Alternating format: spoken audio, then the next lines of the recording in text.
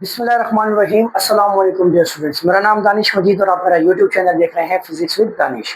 तो बच्चों, आज से हम लोग मैट्रिक 10th क्लास की फिजिक्स को स्टार्ट करने वाले हैं और उसके फर्स्ट चैप्टर से हम लोग इन वीडियोस को स्टार्ट करेंगे और इंशाल्लाह लास्ट चैप्टर तक हम लोग इसको लेके चलेंगे। और इसके अंदर हम तमाम के तमाम जितने भी टॉपिक्स हैं तो वो वन बाय वन सारे डिटेल में डिस्कस करेंगे। ठीक हो गया? तो बच्चों, हमारे पास आज का जो पहला चैप्टर है उसका नाम है heat capacity and modes of transfer of heat. ठीक हो गया? या हीट कैपेसिटी और मोड्स ऑफ हीट ट्रांसफर। ठीक हो गया? तो बच्चों, हमारे पास ये जो चैप्टर है, अब नाम से ही आपको समझ आ गया कि इसके अंदर हम लोग कंप्लीटली हीट के बारे में डिस्कस करने वाले हैं। ठीक है? पहला पोर्शन हमारे पास हीट से रिलेटेड है कि हीट क्या है, हम उसको समझेंगे कि किस किस मटेरियल की हीट के रिलेटेड क्या क्या प्रॉपर्टीज पाई जाती है। ठीक है? और सेकंड पोर्शन के अंदर फिर हम लोग उसके मेथड्स ऑफ ट्रांसफर का डिस्कस करेंगे कि हीट को ट्रांसफर करने के लिए हमारे पास तीन किस्म के मोड्स होते हैं। एक होता है कंडक्शन, एक होता है कन्वेक्शन और एक होता है रेडिएशन। तो वन बाय वन हम इस चैप्टर के अंदर डिटेल में सारी की सारी चीजें डिस्कस करेंगे और इंशाल्लाह मैं कोशिश करूंगा कि आसान से आसान तरीके से आपको तमाम की तमाम चीजें एक्सप्लेन कर सकूं। ठीक हो गया? तो बच्चों, टॉपिक को स्टार्ट करने से पहले मैं थोड़ा सा यहाँ पे ये जो वर्ड हीट लिखा हुआ है, मोड्स ऑफ हीट ट्रांसफर, ये तो आपको समझ आ गई है वर्ड से कि हमारे पास कि ये मोड्स ऑफ हीट ट्रांसफर कौन कौन से होते हैं और उसमें क्या क्या प्रॉपर्टीज होती हैं। ठीक है? अब हम लोग ये जो हीट कैपेसिटी का वर्ड लिखा हुआ है, हीट कैपेसिटी को तो समझेंगे ही समझेंगे, बट उससे पहले मैं आपको ये जो हीट है, ये जो वर्ड हीट यूज लिखा हुआ है यहाँ पे, तो हम इसको समझते हैं कि हीट क्या होती है। बच्चों बच्चों याद रखें, हीट जो है ये हमारे पास फॉर्म ऑफ एनर्जी है। फॉर्म ऑफ एनर्जी, हीट हमारे पास एक्चुअल में फॉर्म ऑफ एनर्जी है और ये ट्रांसफर होती है, ट्रांसफर होती है, transfer from hotter object, hotter object to colder one.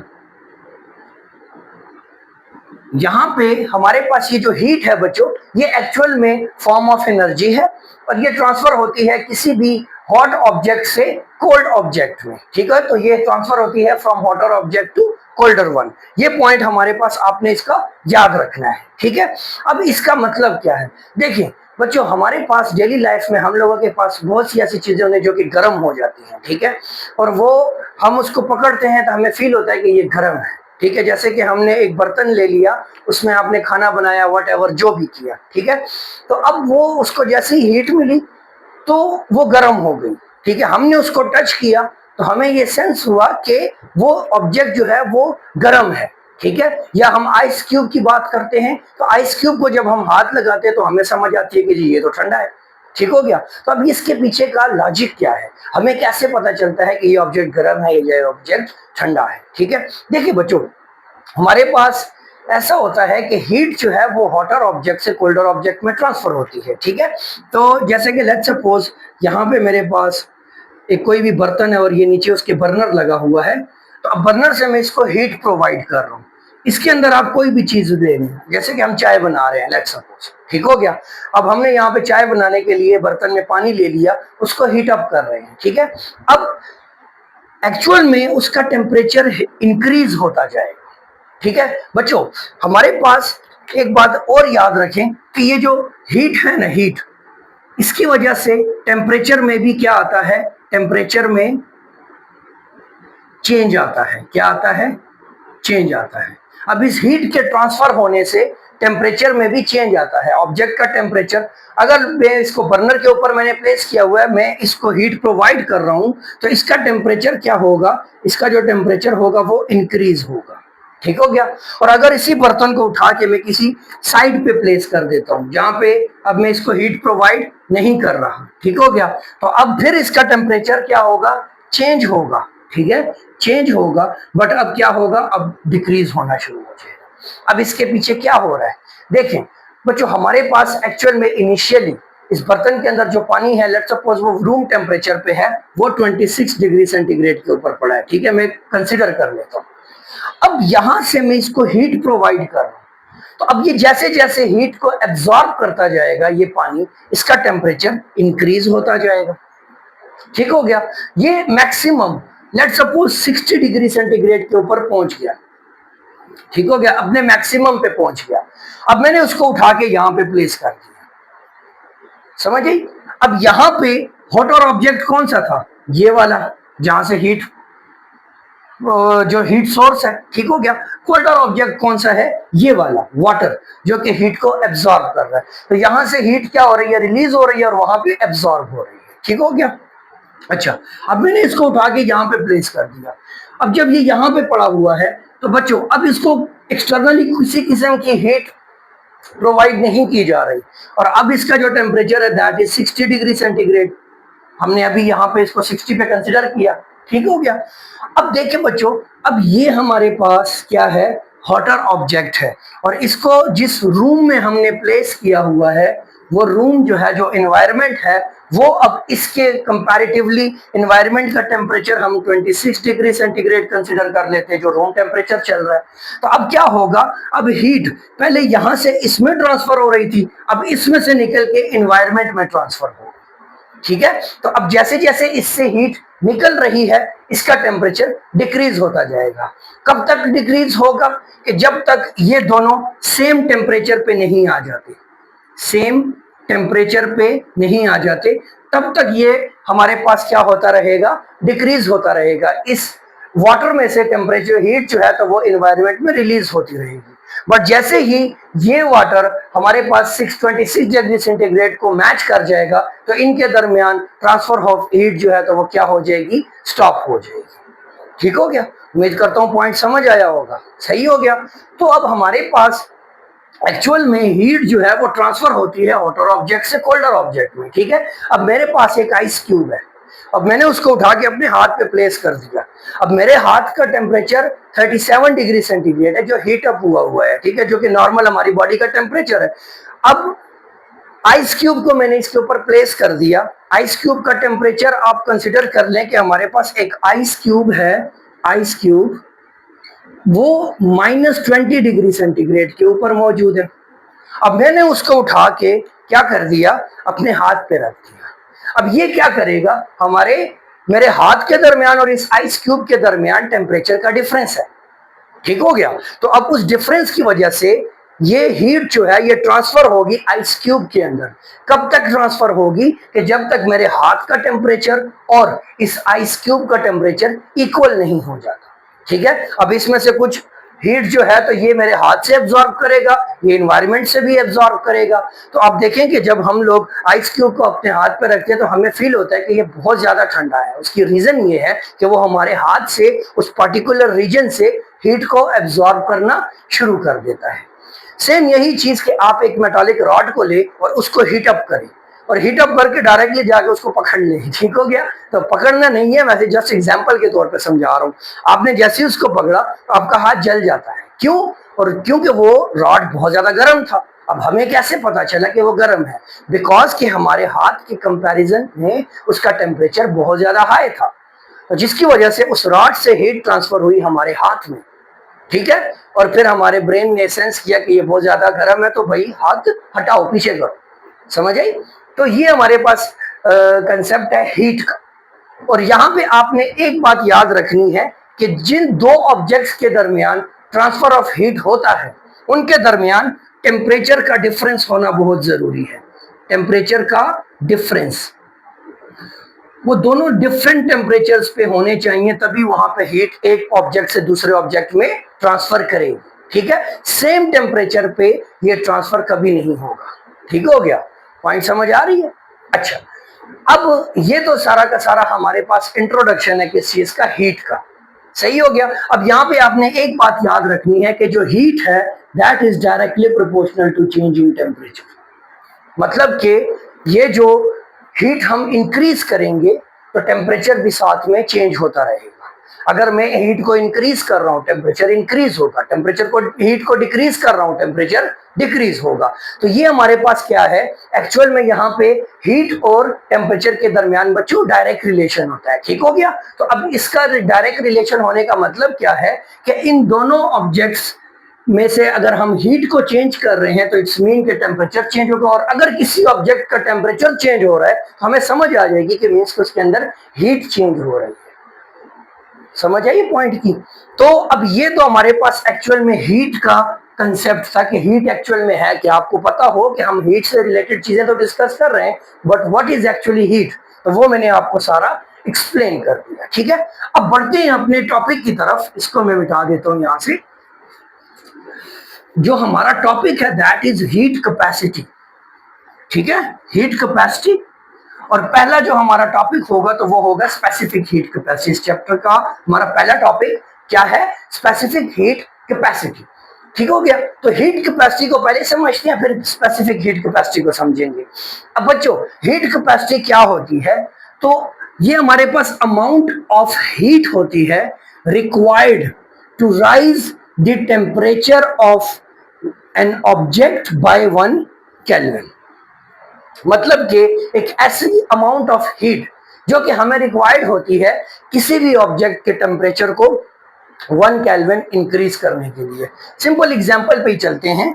हमारे पास लेट्स सपोज ये हमारे पास कोई ग्लास जार है और उसके नीचे हमने बर्नर अप्लाई किया हुआ है, और बर्नर से हम लोग इसको हीट प्रोवाइड करते हैं, और इसके अंदर किसी भी किस्म का लिक्विड आप कंसिडर कर लें। ठीक है, या आप कोई मेटालिक रॉड ले लें। रॉड को अगर आप बर्नर के ऊपर प्लेस करते हैं, आपकी मर्जी, आप कोई भी एग्जांपल अपनी मर्जी से उसको कंसिडर कर सकते हैं। ठीक है, हमारे पास यहाँ से हीट निकल रही है और ये बर्नर है और उसके ऊपर हमने एक रॉड को प्लेस कर दिया। आपकी मर्जी, आप दोनों में से कोई भी एक एग्जांपल कंसिडर कर सकते हैं। बस कंसेप्ट को समझना है कि कंसेप्ट क्या कहता है। कंसेप्ट बच्चों ये कहता है कि लेट्स सपोज इनिशियली इसका टेम्परेचर है 26 डिग्री सेंटीग्रेड। ठीक है, अब मैंने इसको हीट प्रोवाइड करना शुरू कर दिया।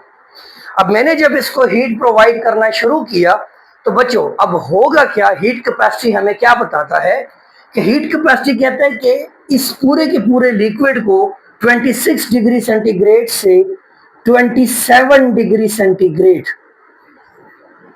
27 डिग्री सेंटीग्रेड, ठीक हो गया, 26 से 27 डिग्री सेंटीग्रेड तक पहुंचने के लिए जितनी अमाउंट ऑफ हीट रिक्वायर्ड होगी वो एक्चुअल में हमारे पास क्या कहलाएगी? हीट कैपेसिटी कहलाएगी ऑफ दिस ऑब्जेक्ट या इस सब्सटेंस। ठीक हो गया, मतलब कि लेट्स सपोज हमारे पास यहाँ पे वाटर है, तो वाटर 26 डिग्री सेंटीग्रेड पे पड़ा हुआ है।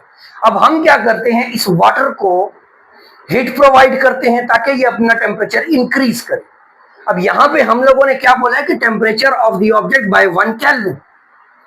1 केल्विन का मतलब ये है कि हमारे पास 1 डिवीजन ही है, मतलब सेंटीग्रेड और केल्विन का जो डिवीजन है वो सेम रहता है। ठीक हो गया, मतलब आप अगर 1 डिग्री सेंटीग्रेड इंक्रीज करते तो उधर 1 केल्विन इंक्रीज होगा। सिंपल कि 0 डिग्री सेंटीग्रेड जो है तो वो क्या है? वो इक्वल होता है 273 केल्विन के।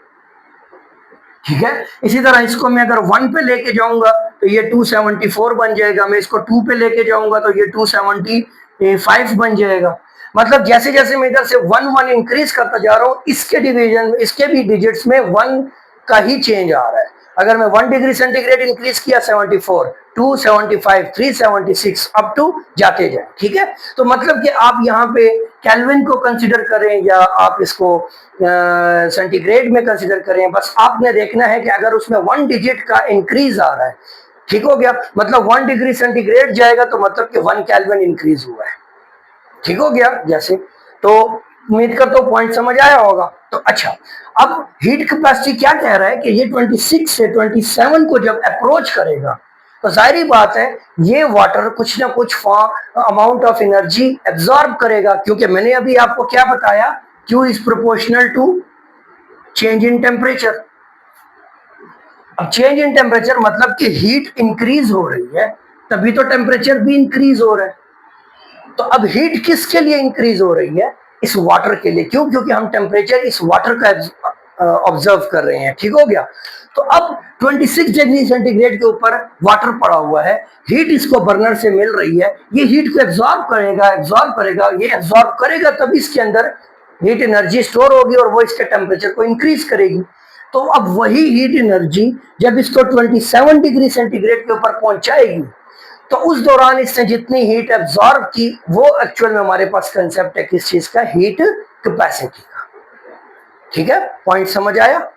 तो अब यहीं से इसी से को चल के हम लोग फिर आगे स्पेसिफिक हीट कैपेसिटी भी डिस्कस करेंगे। समझ आ रही है? अच्छा, तो ये हमारे पास एक्चुअल में बस आपने ये याद रखना है कि हमारे पास किसी भी मटेरियल का, उसका चाहे कितना ही मैथ क्यों ना हो, हमने उसके मैथ से हमारा कोई लेना देना नहीं है, बस जस्ट कि वो क्या करे, 1 डिजिट अपने टेम्परेचर में इंक्रीज लेके आए, 1 केल्विन का इंक्रीज लेके आए, तो वो क्या कहलाएगा, उसके लिए हीट कैपेसिटी कहलाएगी। ठीक हो गया? अच्छा, अब आते हैं, ये तो चूंकि इंट्रोडक्टरी पार्ट है सारा, तो इसके ऊपर मैं ज्यादा डिटेल में नहीं जा रहा। ठीक है? अच्छा, अब बात करते हैं जो हमारा मेन टॉपिक है, that is specific heat capacity. Specific heat capacity क्या कहती है?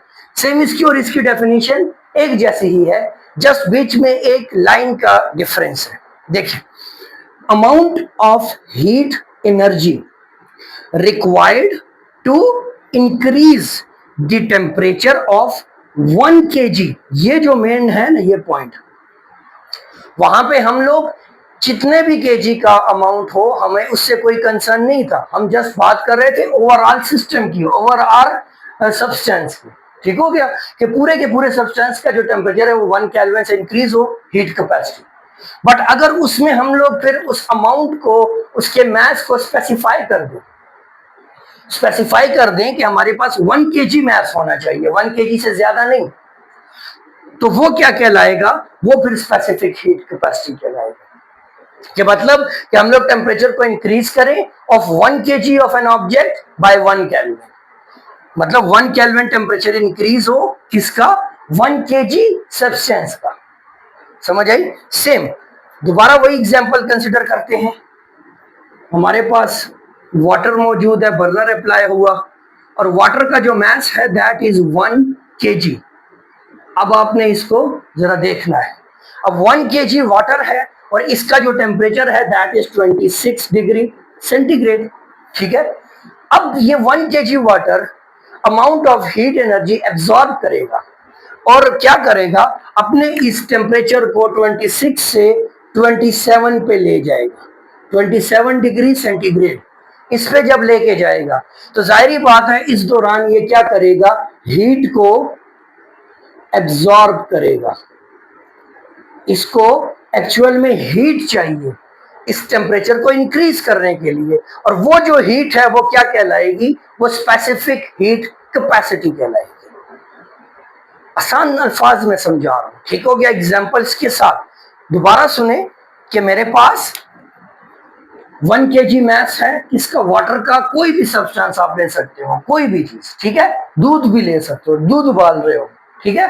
1 kg दूध है, उसको उबालने के लिए रख दिया है, इनिशियली रूम टेम्परेचर पे है, हीट प्रोवाइड की, अब वो 26 से 27 पे जब पहुंचेगा तो उस दौरान वो जितनी हीट एब्सॉर्ब करेगा, जितनी हीट उसको रिक्वायर्ड होगी, that heat is specific heat capacity.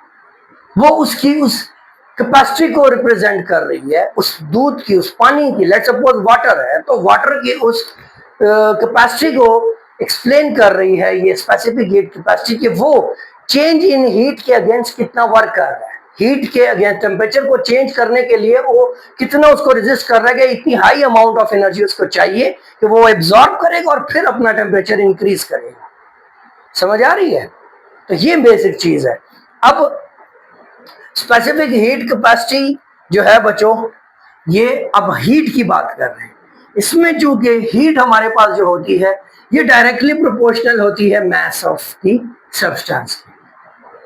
ठीक है? इसको आप इक्वेशन 1 का नाम दे दो।